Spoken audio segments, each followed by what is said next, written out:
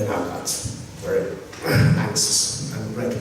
I was talking, they should forget those words completely. Then we had some argument. Sorry. It wasn't her word. It was about the methodology teaching of University of Applied Sciences. Anyway, so these concepts of validity and reliability are rooted in the statistical research actually, originally. It's 50 years ago. Actually, it's only 50 years ago. And it's just crazy to imagine that validity and reliability has become kind of the must concept of when people evaluate research. But I think people usually don't know where this comes from. Well, validity is about the correspondence between the claims and facts. Reliability is to eliminate the intermediate variables. But the basics is in statistical research. And this has been reinterpreted so many times in the history of qualitative research that very little remains of the original meaning of these concepts.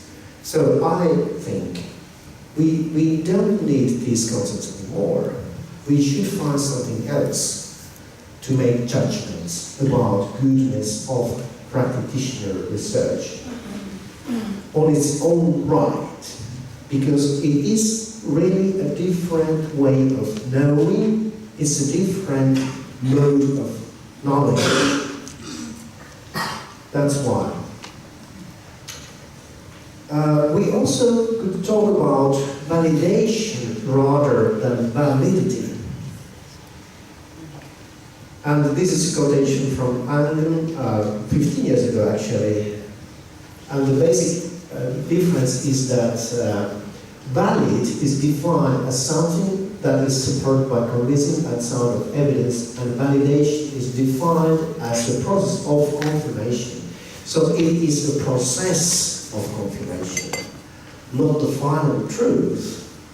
Because we are not gods. We are just human beings, and we are fallible. We make mistakes. And what is good research, we can't say for sure, but it's an issue of ongoing discussion. So validation is rather a process than the final decision of the research. I have some idea about good research, but I think you also have. Have you read or heard about good practitioner research lately? What was it about? How was it done? And why was it good? What do you think about this? And one more time, I would like to encourage you to share your ideas with someone next to you. You have 3 minutes time to talk.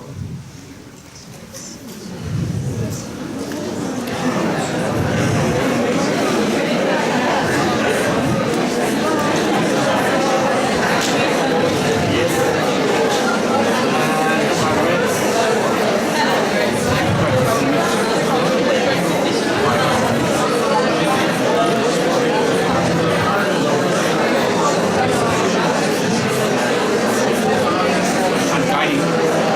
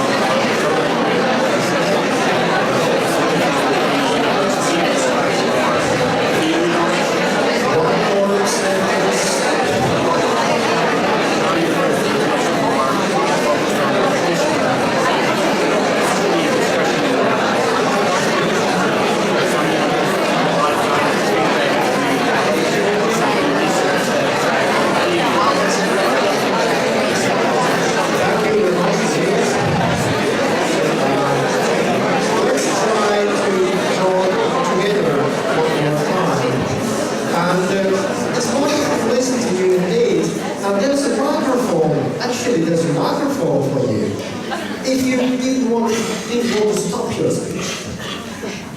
Oh, everybody stopped when the microphone came around. But please, could you please tell a good example of a practitioner research? And why was it good? Anybody? You were talking about that, didn't you?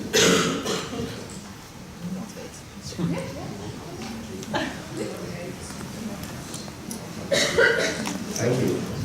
Yes, we have been talking about it, and I think we try to do good practitioner research. It's not easy, but we try to meet the criteria of doing it together. So that's one of the quality criteria, and I think, well, we manage a bit to do our research together with the field, with the schools, with the teachers, and to do research that is meaningful for the practice. That's one of the criteria for us, which is very so important. meaningful for the practice itself, yeah?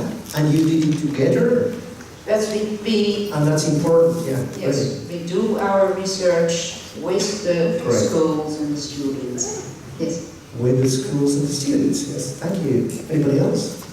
There's one.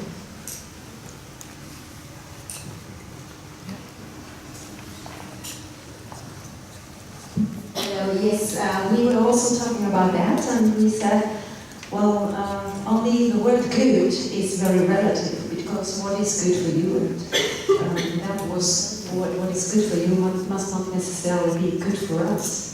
So it always depends on what you're aiming at, and if the research is aiming, or if the research is fitting to your objectives, that is good research. So it has to fit to your purpose. That's a very important remark indeed. So what is good and for who? Anybody else want to continue? Yes, please.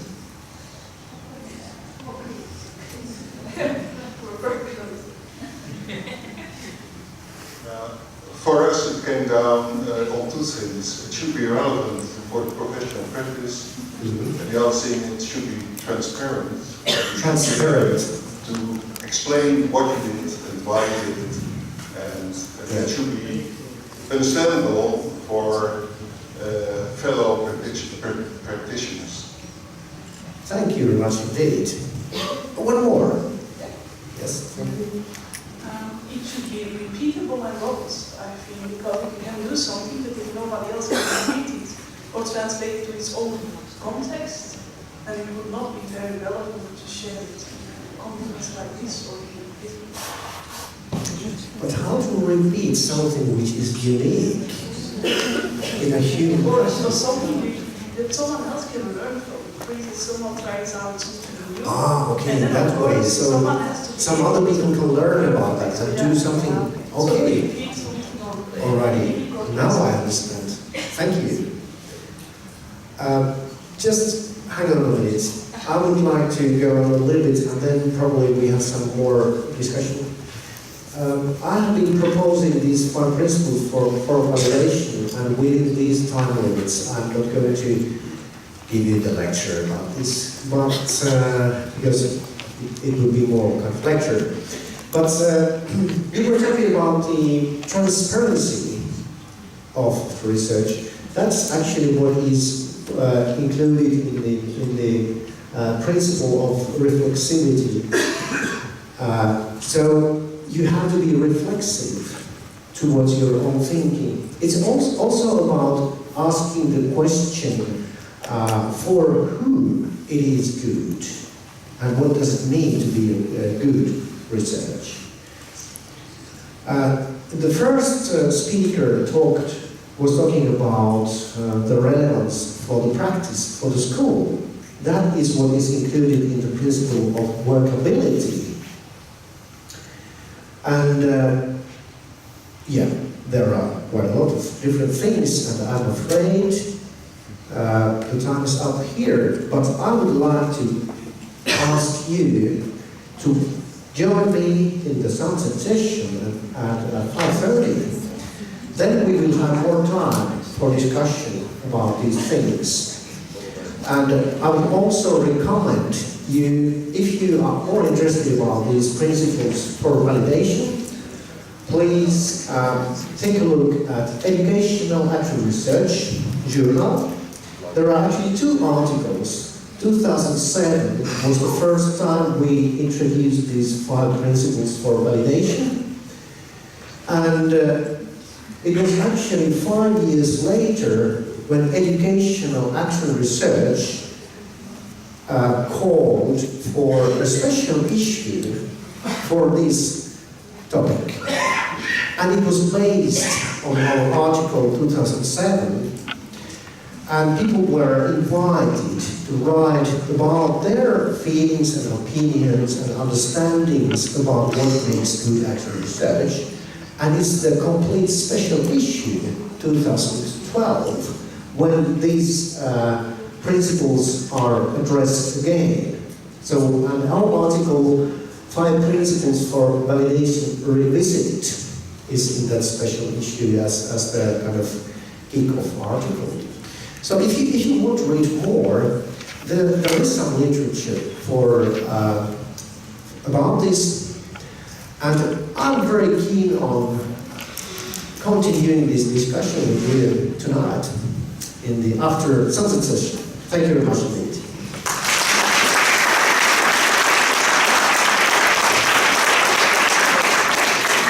Thank you very much, Hannu, also for your interesting presentation. And you are going to do the sunset session this evening, but also you promised to go to the cloud session, cloud building of Cloud 7, and then we can go in the 5 principles you mentioned. So looking forward to this.